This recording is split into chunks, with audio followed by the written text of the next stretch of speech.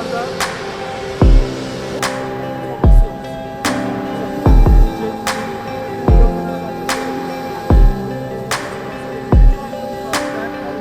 son anlar elinde. Evet, Mesut Özil uçaktan indi şu anda Fenerbahçe artısıyla. Çıkıyor. Ha.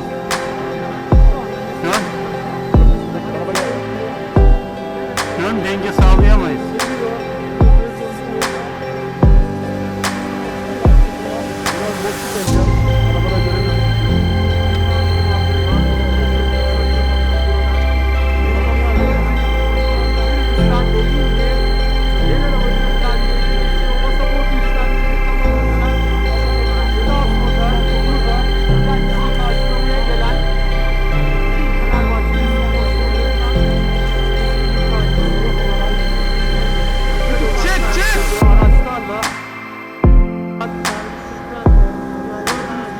Çalışanların dahi çok yoğun bir işi var.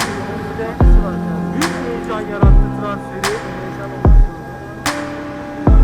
Ve Mesut Özil'in aktarmaya devam.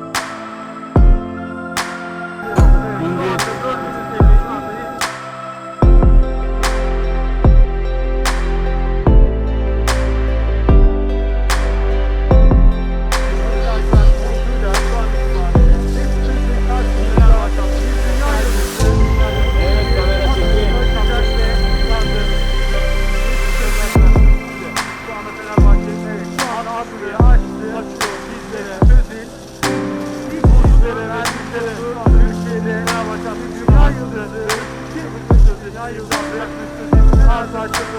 Fenerbahçe'de o da bu sene verdi ve yansıdı. Dünya yıldızı arabayı Fenerbahçe'de bir kez daha paylaşalım.